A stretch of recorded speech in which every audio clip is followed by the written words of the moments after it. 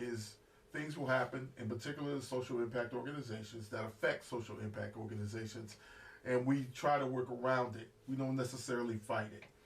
And I keep trying to implore my fellow nonprofits that, okay, let's use the same tactics that those who are our, lack of a better word, our adversaries use, and let's file suit. But everybody's kind of skeptical of that. So I'd like to get your thoughts on social impact organizations filing suit on things that that not only affect them, but if it affects a social impact organization, it affects the community. Right. Well, in my view, social enterprises, they fill a vital role because they are the ones that are filling in the gaps where government doesn't step in or where private business doesn't step in. And so it really takes sort of that combination of that funnel and sort of a trisector approach to make sure that we are impacting the community as we mentioned. But I always tell my team, we can't take care of the community unless we take care of ourselves. And so part of us being a legal advocacy organization, we are not only advocating for our clients and our communities, really advocating for ourselves as well. And I encourage our peer organizations, our social enterprises, social impact organizations to advocate for themselves because, like I mentioned, if you don't believe in yourself and your organizational mission, how is someone going to support those efforts to make society better? And in order to do that, sometimes you have to stand up and fight and take a stand for yourself. And I think there are so law firms that will step up and help in the event that some organizations are come under threat from whichever adverse sort of circumstance, whether it is a governmental entity or maybe a potential funder or whatever it might be. There are people that are certainly very passionate about this work and believe that you should not be targeted for the good work that you do just because someone happens to disagree with it. And so this is why it's so important that these efforts transcend ideology and administration. It's about doing what's right. It's about actually stepping up and making sure that you can withstand the impact that's happening in society because of your role. So I totally agree. As you know, in the conversations and meetings we've been in, I'm all about a fight. Yes. Because I just don't believe in just rolling over. Correct. If we can do what we need to do because someone has an idea that this shouldn't be happening, right, or make laws or policies that make it worse on society. Correct. And we know that it makes it worse on society, but we don't do anything. Our answer has always been, okay, let's just work around it. Right. While working around it doesn't help the community. And if you're a social impact organization, the object of the game is to help the community. Correct. If you just let people make laws or make policies that negate that help and negate that community being able to thrive, right, we have a problem. Right. And we have to fight back. And I think fighting back includes using the same tactics they use. Yes. And that's filing suit in court, right, and taking it to court and doing our chances there. Yeah. So I'm really glad to hear you say that. I'm hoping that you social impact organizations are listening to Michael out there, because this is something that has to be done.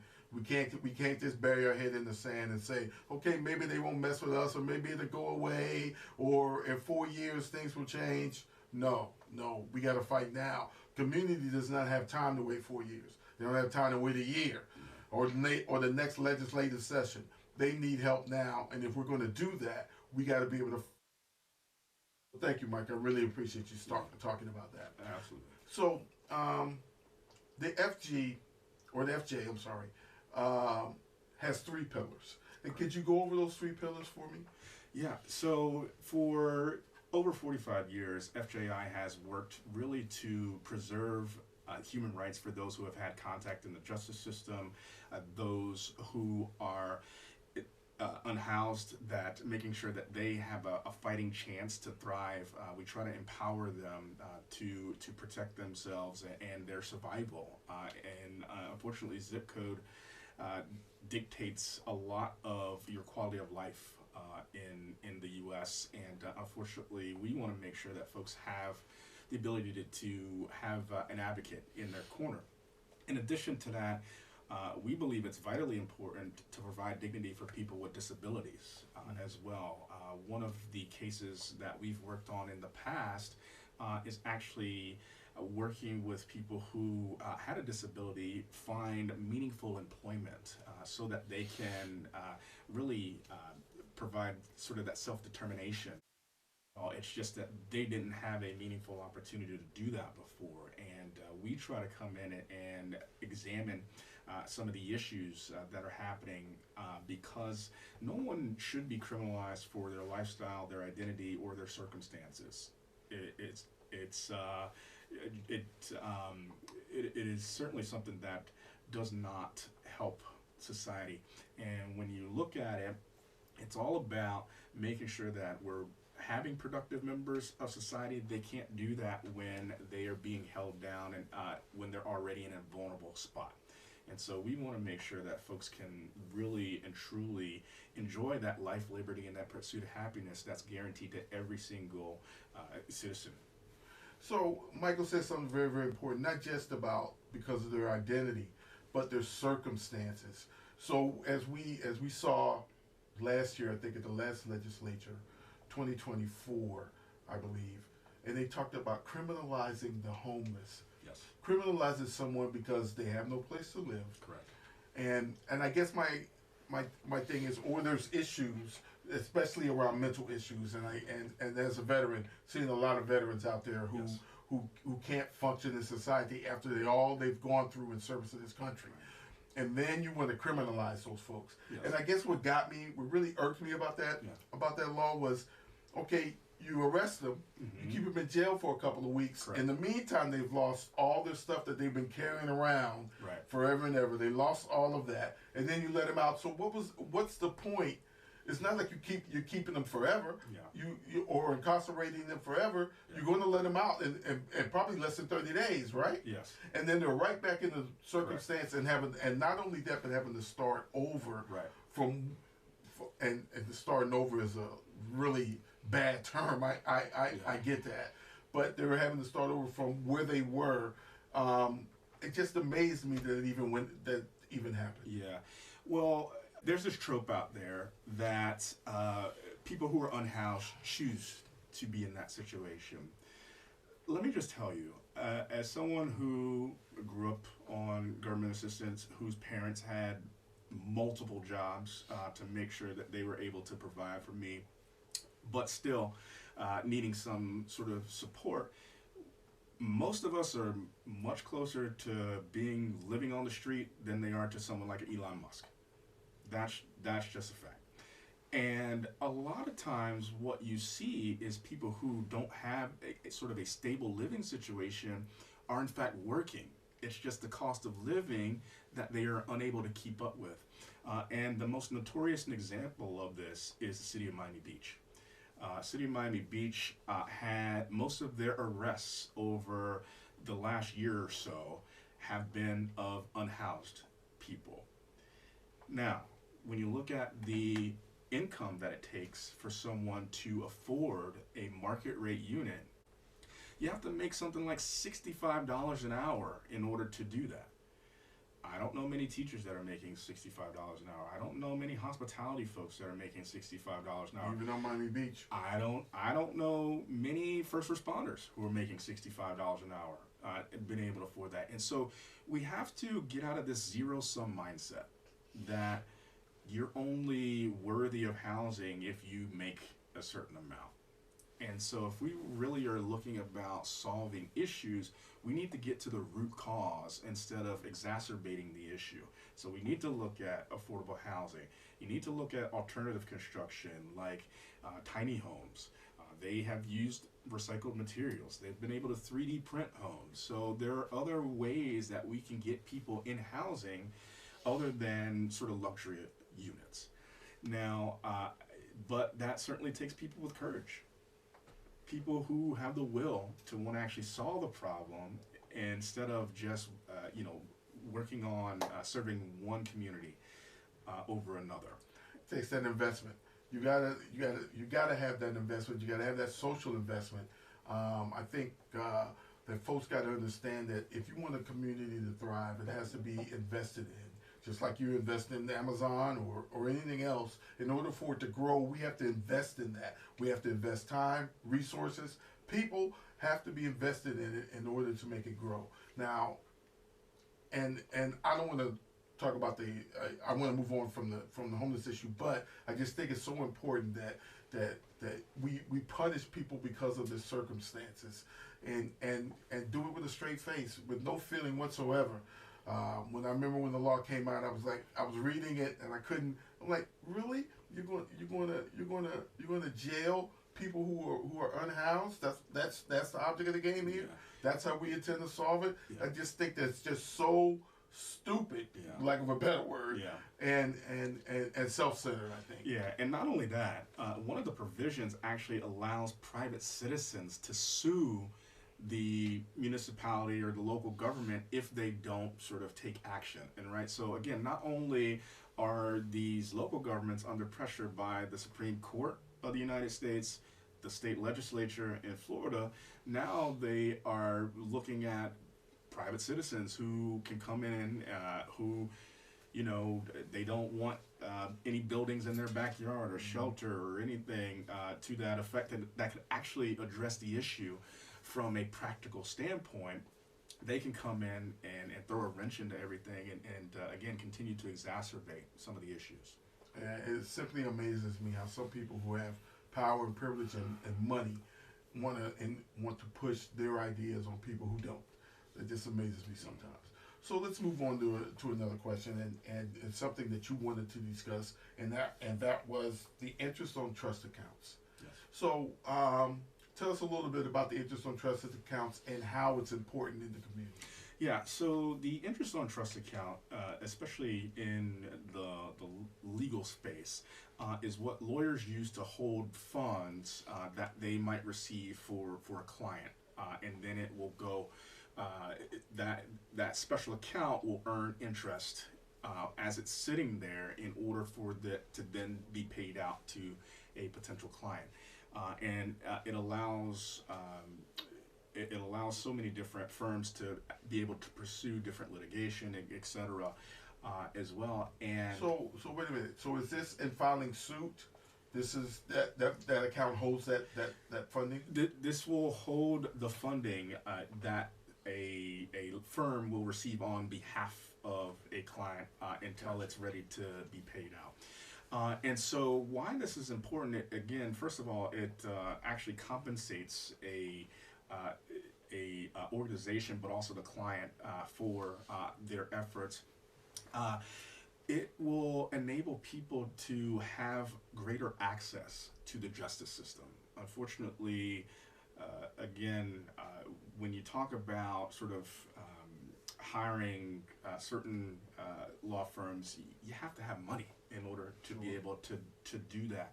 A lot of times you don't have as just an outcome if you didn't have an attorney versus if you did have an attorney. Okay, so hold on a second. Yes. So it sounds like you're telling me that this is another barrier to folks having Yes. having opportunity or having access to the law that everyone's supposed to have. Is that what you're saying to me right now? That is absolutely correct. And this is why we work so hard to increase access to justice, because that zip code or your income shouldn't determine your ability to have an advocate there for you. And what we're hoping to accomplish is expanding access for more people. And this is why we pursue the suits that we pursue, is so we can make sure that people have a level playing field. And so that particular funding, that interest is held at a financial institution, whether that's a bank or some other type of financial institution, and of course that interest accrues as it gets ready to be paid out. And so there was a bill at the state legislature this year that was designed to try and limit the interest that is paid out on that account whereby some of the financial institutions would keep the rest of it. And this stemmed from the state Supreme Court ruling last year that the bankers had to pay an actual fair interest rate on the money that accrued in these accounts. And so there's a group of bankers that we don't know who they are. However, they have decided that they want to take this on. It's certainly incentivized by profit. We are incentivized by doing good work. And so the more that is accrued in these counts, the better and more responsive we're able to be to the public. As a public interest law firm, I can't tell you how much that matters to the type of work that we do. But I will tell you, we do have some champions, and I'm really thrilled to see an organization like Ken LaRue at Climate First Bank, who has stepped up. They actually wrote an op-ed about why it's so important for banks to actually do this type of work and support the we call it IOTA type of programs as well, so we can do the good work and not have to continually rely on other entities to try and make this systemic change happen. So we're grateful for Ken, Climate First Bank, and we hope that other banks and other financial institutions see the value in the work that we do, because our return on investment I'd put up against anybody. So the Florida, I was in the research that I saw that this has been enacted since 1981 in Florida. So is this a national movement, or is this just a statewide movement that you've had to do with IOTA? So, funny story, Florida Justice Institute was actually the organization that started the IOTA program in the state of Florida that got adopted nationwide. And so Okay. this is a nationwide issue, and lawyers and law firms around the country have access to this funding, in large part due to the work of my predecessor and Florida Justice Institute back in several decades ago. Okay. So are you encouraged by you mentioned a couple of bankers are supporting. Are you encouraged that it will increase, or the program IOTA would go the way you want it to go, or are you discouraged that it won't? So it's hard to say just because of the current environment. So back in the 1990s, during the Clinton era, there was a very similar attack on sort of legal aid providers through Legal Services Corporation. It was called. That was a federal program, but it placed quite a few restrictions on the type of legal work you could engage in. And so I'd love to say that I am optimistic about it. I will say I'm encouraged by the few bankers that have stepped up and voiced support for this type of work. But the biggest thing that I really want the audience to understand is that, again, this transcends party. This transcends ideology. We don't care who you are and where you're from. We only care about doing what's right, making sure that people have a legitimate opportunity to defend themselves, to thrive, to be able to have the type of support that they need in order to make it in this country. And we can't do that when we constantly criminalize them or look down upon them just because they are unable to afford the basics.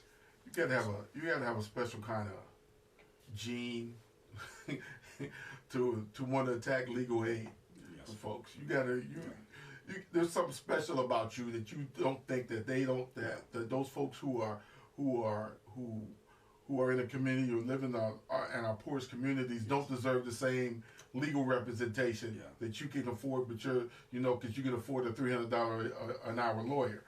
they don't deserve that because they're low to moderate income, so they don't deserve the same type. So you attack legal aid. It's unfortunate, but I will say that it is not just legal aid that's under attack. We've seen that big law firms are under attack currently by the federal administration, and it's unfortunate that the rule of law has been under attack, so much so that FJI and several peers around the country actually signed on to Democracy Forward's letter to Attorney General Pam Bondi, and really urged her to really not abdicate her responsibility as the nation's Attorney General. She's not the counsel for the President of the United States. She is the America's attorney, and really encouraging her and urging her to preserve the rule of law and the role and the independence of the courts in terms of that. Because if we don't have a really robust legal system, that's we're going to hell quick. Yeah. And and our legal system has been touted as the best in the world for many years, but not so much these days, right? So how can we get involved in FGI? How can we help you guys help the community? Yeah. So, and I really appreciate that question because we're always looking for really strong partnerships. There's a few different ways that we believe the community organizations can get involved with us. Number one is time. We love people who are willing to invest their time actually engaging with us. Let us know what you're hearing out in the community. If you're seeing disparate treatment of people or communities or neighborhoods or whomever, let us know. Contact us. We will be open to having that dialogue, and if it's something that's actionable, we will investigate further.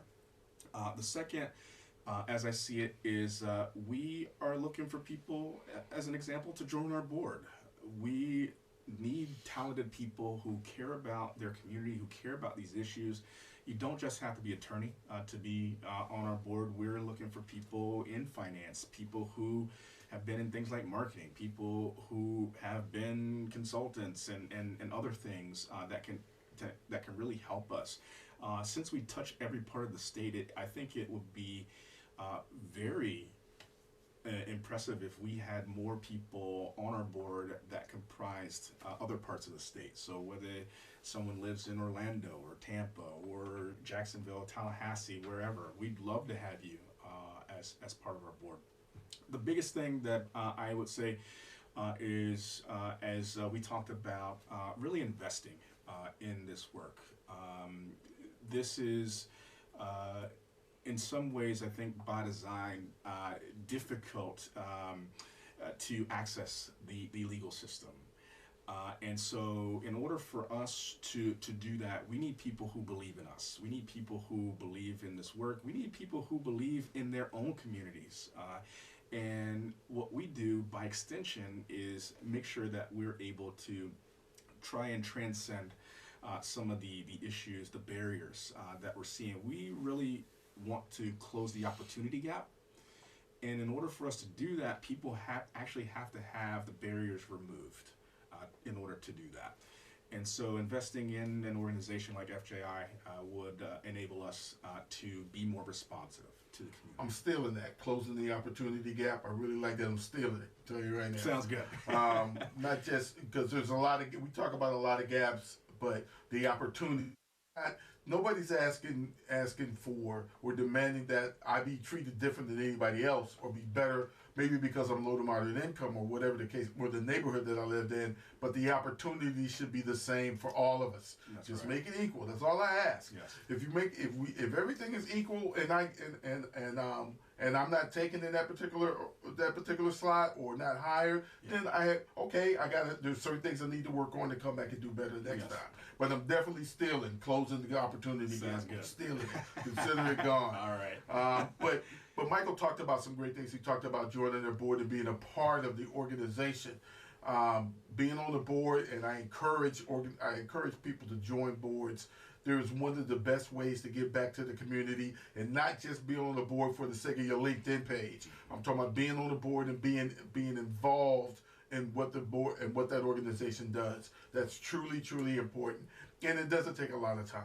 I sit on 6 boards right now, 6, 2 of which I'm the president of, Yes. and or the chair of, and I truly enjoy it. It's a few hours every quarter, and I get to help that organization, help the community. So, and justice is something that we honestly think about every day. We talk about justice and being right and being lawful and being on the right side of law every day. But what we don't do is I think we assume that, especially if we're low to moderate income, we're living in certain neighborhoods, that justice is not available to us. Right. So we got to close those opportunity gaps. I'm telling you, I'm stealing it. We got to close those opportunity gaps. And one of the ways to help close those opportunity gaps is get with FGI. Work with them. See how they help. Give them ideas, and not just there, sitting there, okay, we're not accepting any ideas. You just heard him. Just heard Michael. They want us involved. They want us to let them know what's happening. They can't obviously can't monitor every single thing on the street, but the whole community can monitor every single thing on the street.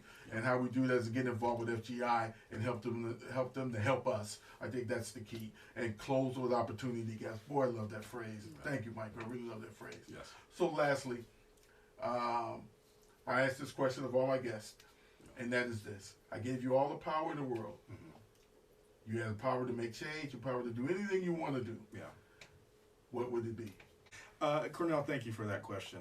You know, and I rack my brain, you know, quite often about what is the one thing that we can do to help, as you say, close the opportunity gap.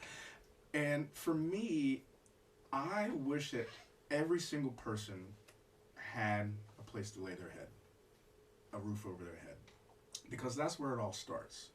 The first educator that you've ever had since you were born came from you being housed. The first meal that you ever had in your life came from you being housed. You know, your first friends, because you lived near a school, that because you were housed in a certain community. So housing is the key to unlock a lot of the issues that we're having. A lot of times you can't get a job because you don't have a permanent address. A lot of times you won't be able to find a good school because you don't have that address. A lot of times people go back into prison because they can't get stable housing, right? So all of these things are really interconnected, and I really want folks to understand that housing is so powerful to helping us solve a lot of these issues. And you know, we have to get out of this this NIMBYism, not in my backyard. But here's another acronym for you: BANANA. Build absolutely nothing near in absolutely anything. And so we want to make sure that folks genuinely have an opportunity to thrive, and the only way that they can do that is have, as I said, a stable living arrangement and housing, and so that they can actually, and it's another way to, as an example, pass down generational wealth, as we so often see. And I just wish that every single person, if I had that magic wand, I would focus on housing. And we as a country proved that we could do that. You rewind back to 2020, 2021 in the pandemic under the CARES Act. You saw the money that was flowing to get people who were living on the streets into vacant hotel rooms. We've seen people that wanted to convert abandoned strip malls as an example, or convert commercial buildings into residential units. So we can do this. This is not out of the realm of possibility. And I just encourage everybody out there, all our elected officials, all of our business leaders, community stakeholders, to demand it. And that's what I would want to do. That's a great answer. That's a great answer. That is an absolutely great answer. I love that answer. Thank you so much, Michael. So before we leave, please give us your contact information and your website. Yeah, so you can reach us at www.fji.law. That's www.fji.law. We're on all socials. You can find us on Facebook. You can find us on LinkedIn. You can find us on Instagram. You can find us on Threads. You can even find us on Blue Sky with Florida Justice Institute. So we look forward to hearing from you. Cornell, thank you so much for your time. Thank you, Michael. You were the best. And our guest today, Michael Langley from FJI. Thank you so much. This has been a great show. We've talked about some things that that I'm really going to take with me. I got a meeting. I got meetings in New York next week, and I'm definitely going to bring on. Let's close the opportunity gap. I'm bringing that up in the meetings with the banks next week. Looking forward to it. So thank you, everyone. Thank you for joining us for another Just Economy podcast. We look forward to seeing you the next time. We will have another intriguing guest within our community. Thanks, and see you soon.